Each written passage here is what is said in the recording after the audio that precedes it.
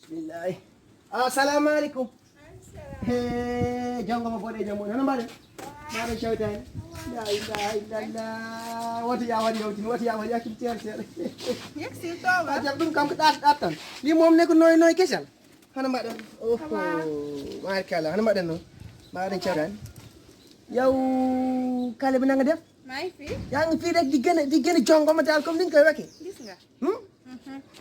Rasulullah yow dégg nga yow chaque jour da ngay gën di bel comme ni nga tubaab bi doon waxee tu es belle comme les poubelles de Diourbel man sama maam def ma jàngaloo woon de. maa bañoon rek ba ki démb keroog ba ñu ram si jàkka du yaa ñu ram moon foofu noonu. waaw man la woon kay. cengal kàngal mooy olof bu dof boobu noonu toog di la koon. koon lii ma ko won ah nokk naa ko ba muy bëgg de olof moo tappet. dëggaano. wallaay ndax yow jaral nga ma lu ko raw dama ko naroon bu taxoon dem koy cor. coow. yow mii cor. jaral naa la loolu yow. du ko raw. jaral nga ma yéenu paanu yamba di daw sama caay bii ma def si yamba bu mu fees jaral nga ma lu ko raw. ah loolu rëy na. ah yow kii ko ni nga mel nii waaw wuy ma. ah ni ngeen sol nii moom lii lii de déchiré la yam na. déchiré. déchiré mën pour mën ci teg kii la ko nii. mën na see teg loxo kay. ah. waaw. waa pël di daan yées. déedéet fii moom bu fi daanu. de koo miinul kat. xanaa maa dem déchiré yi. lii de bu mën naa jegeem. mooy yow amoo sax lii nii. sama jabar xoolal toll na ko neex. buy wokkatu nii lay wokkatu nii. la ma yoroon lépp buddi na ko. buddi li kenn ko buddi li dañ ci fo. kamu ko ma kàllaa dof la. kamu loolu mu def ko ab. kooku war naa ñëw ma jàngal ko lii dañ ciy fo. kooku daa kam loolu ab palangu soble la di buddi rek. du ko yàq xaaral ma dem te ñëw daa mel ne bur wi laa dégg ci bunt bi. bur bi waaw maa ngi ñëw. moom koy buri fii. maa ngi ñëw.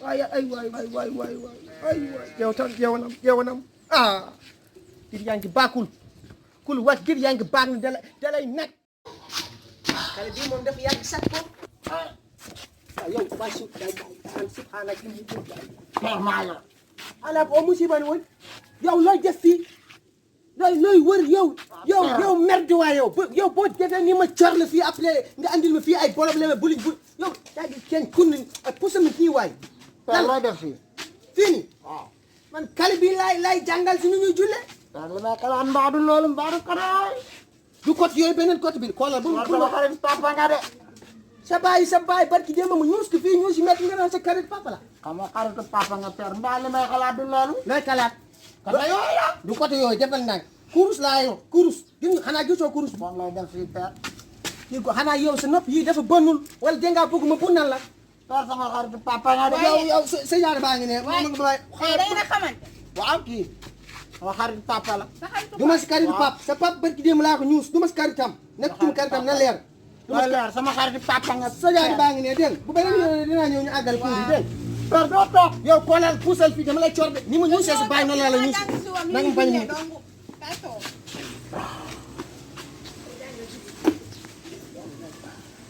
booy xoolal man bëgguma yii de kii damaa jàng si woon nu ñuy jullee. waaw ban jàngal côté yooyu la de côté yooyu la kay du fa sori. sama xarit papa la kii waaw moo kii damaa jàng sama nijaay la rek damaa jàng si woon nu ñuy jullee. nijaay père major mi côté yooyu la fii sama nijaay la. côté yooyu la nga am sama nijaay la sama nijaay la. man lii baay boo koy teg nii xoolal mooy loolu de waaw yow da ngaa gaaw a mer nag da ngaa gaaw a gis sa bopp. tey nag xoolal fi dama xiif ah waaw manuma coow li quoi comme que da ngaa xiif xaaral ma dugg si biir maa ngi ñëw. waaw dama fekk nelaw déedéet doo nelaw maa ngi ñëw. kon côté yooyu la fii